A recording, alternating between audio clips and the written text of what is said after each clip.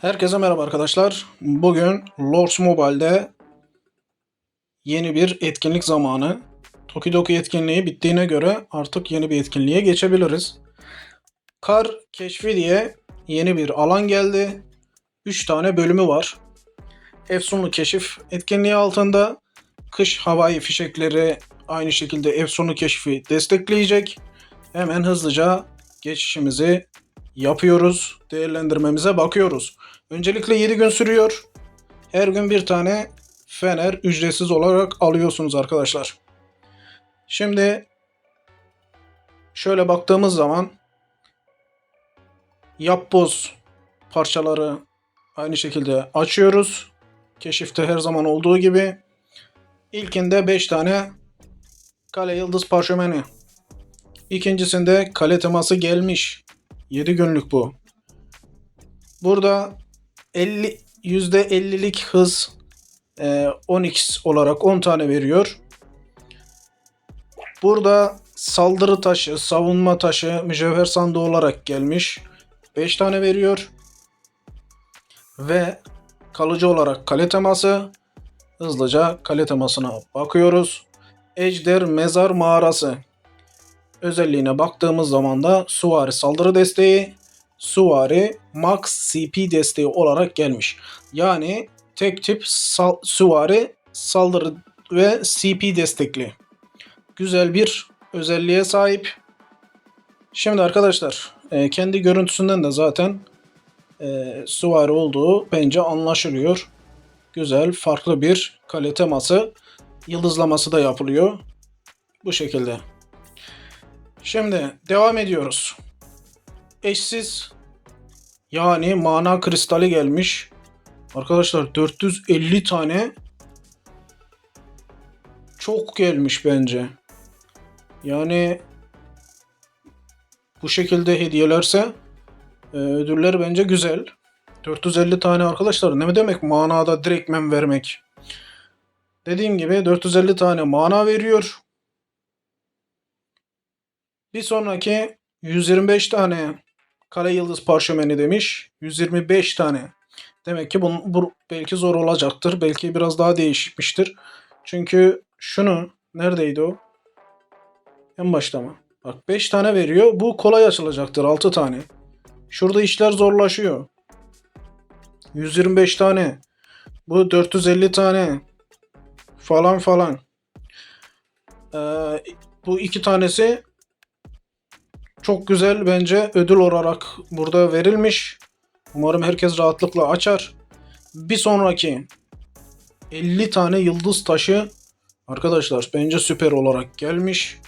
Oyun artık kendini daha fazla demek ki oyunculara bir şeyler vermeye çalışıyor gibi hissediyorum son zamanlarda. Ve son olarak bu daha ilginç ve daha güzel bence. Geliyorum ve sandık arkadaşlar. Bastığınız zaman bak buraya açtığınızda bunu tamamladığınızda buradan istediğiniz bir ödülü seçebiliyorsunuz. 10 tane karanlık üstad alabilirsiniz. 10 tane ışık dokuyucu alabilirsiniz. 10 tane şekil değiştirici alabilirsiniz. 20 tane kahin alabilirsiniz. 50 tane yıldız taşı alabilirsiniz.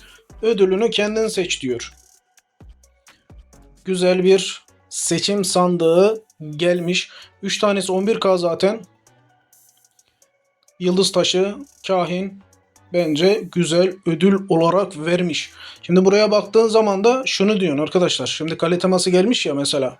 Ne dersin normalde efsunlu keşif geldiğinde bunların arasında en iyisi dersin ki efsunluk kale temasıdır dersin. Ama öyle değil arkadaşlar. Bana sorarsanız buradaki yıldız taşı önemli. Burada en önemlisi bence burası olabilir. Çünkü burası daha zor ve daha pahalı bir yer bence. Böyle diyebilirim. Bence güzel olmuş, güzel gelmiş. Şimdi Efsunlu Keşif oynayarak ne alabilirsiniz? Nişan dükkanı var. Nişan dükkanında ne alabilirsiniz? Burada nişan birikecek. Kanatlı çizme 2. %50'lik kısaltıyor. Bir tane nişana bir tane alabiliyorsunuz. Güzel vermiş yine.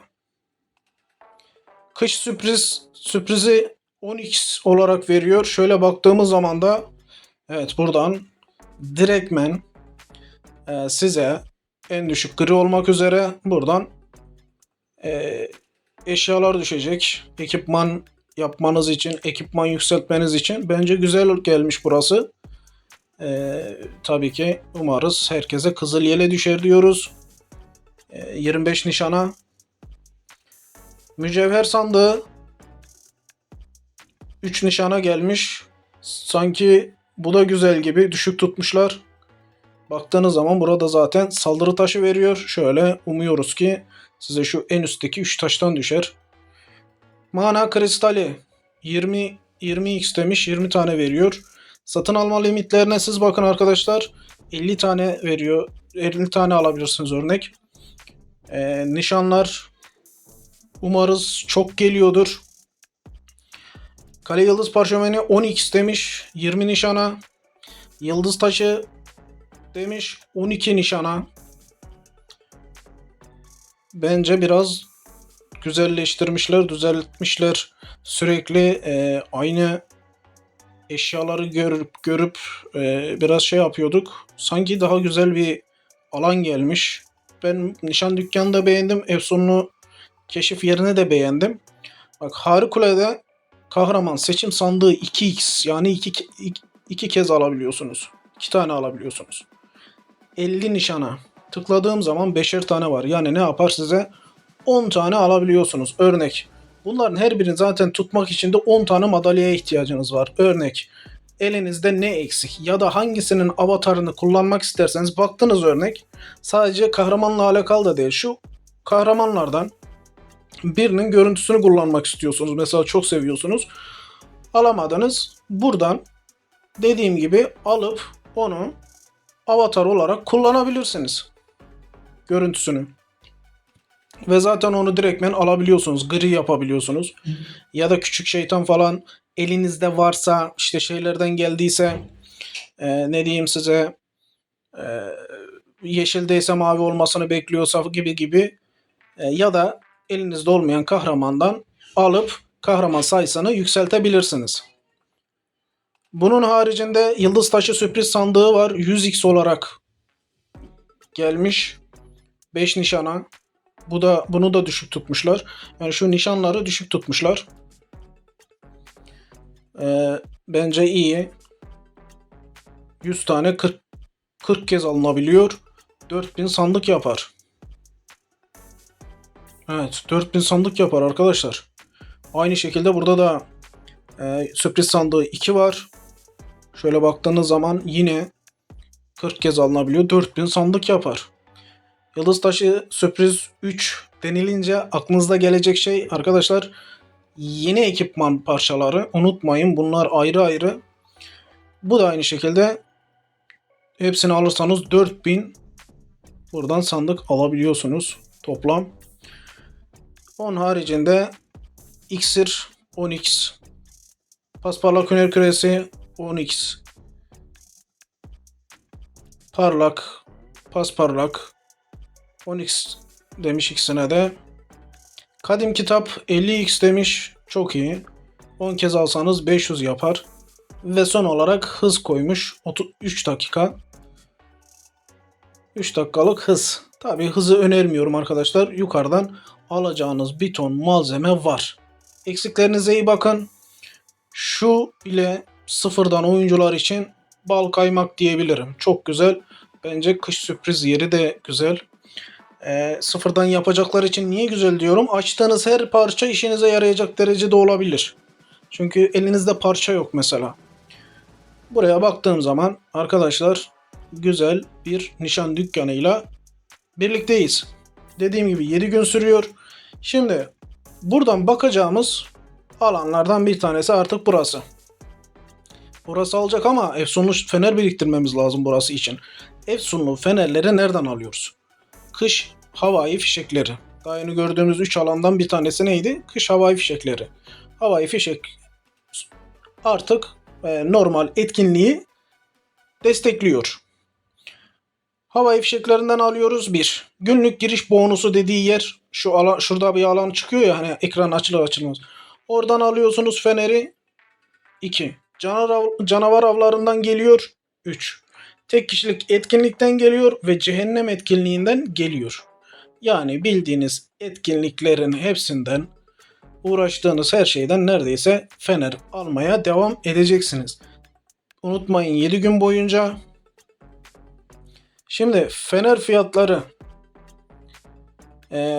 10 fener 135 lira. 100 fener 1320 lira. 300 fener 4000 lira. 300 fener 4000 lira. Buradan markete gidiyoruz. Markette 10 tanesi 88 lira. 10 tanesi 88 lira. Bak burada 10 tanesi 135 lira. Her zaman market burası daha karlı. Burası. Şurada 25 tanesi 220 lira. 3 tanesi 50 tanesi 440 lira. Evet, karşılaştırmasını iyi yapın. Genellikle burası diğer taraftan buradan daha iyi fiyat arkadaşlar. Bak 100 tanesi mesela 1320 lira.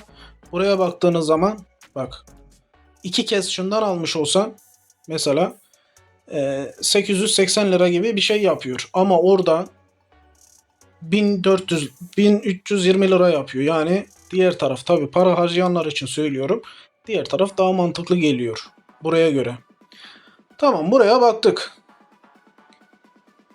Şunu da bir açayım. Şöyle denk geldi bir tanesi. Ne geldi? Şuradan açtı. Neyse arkadaşlar.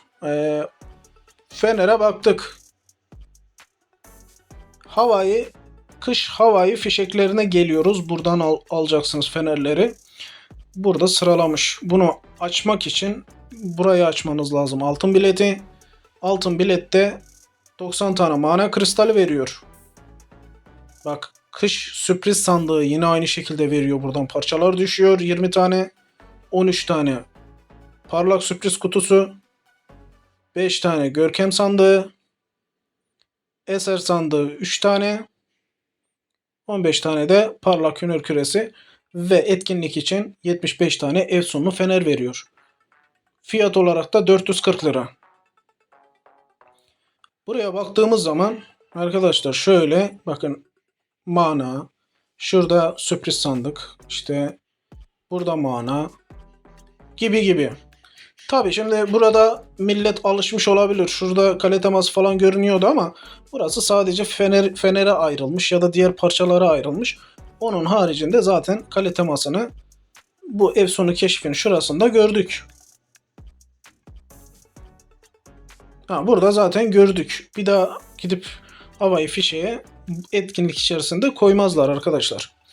Bunun haricinde burada efsunu keşifte fener açtıkça burada sıralamaya gireceksiniz arkadaşlar. Bak sıralamada bak Yıldızlı Ayaz Yolu diye bir rota teması vermişler. Rota teması koymuşlar.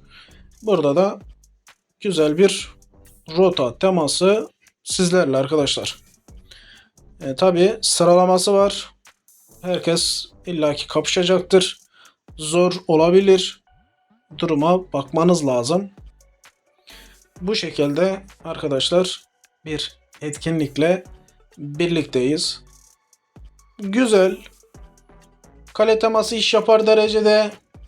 İşte diğer malzemeleri iş yapacak derecede manası olsun. Kale yıldız parşömeni vermiş. Yıldız taşı vermiş. Buradan sandık vermiş.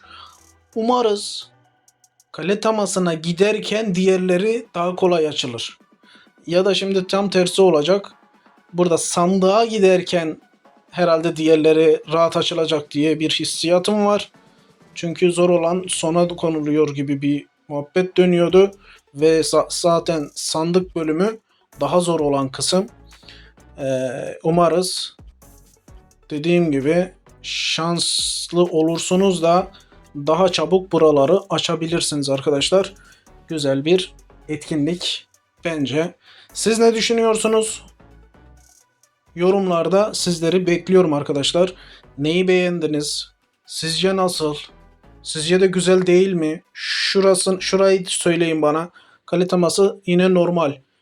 Şunlar yeni gelmiş. Mananın çok olması, kale parşömeni, yıldız taşı, şuradaki sandık. Bu dörtlü yeni gelmiş ve kale temasından sanki daha zor açılacak gibi. Ne düşünüyorsunuz? Sizce de daha mı zor açılacak? Kale temasına göre yoksa daha kolay açılır mı? Hep birlikte göreceğiz. Siz de yorumlarda yazın arkadaşlar. Siz ne düşünüyorsunuz? Etkinlik nasıl olmuş? Genel anlamda yorumlayalım. Birlikte yorumlarda buluşalım. Arkadaşlar videodan çıkmadan önce videoyu beğenmeyi, kanala abone olmayı unutmayın. Kendinize iyi bakın. Sağlıcakla kalın. Görüşmek üzere.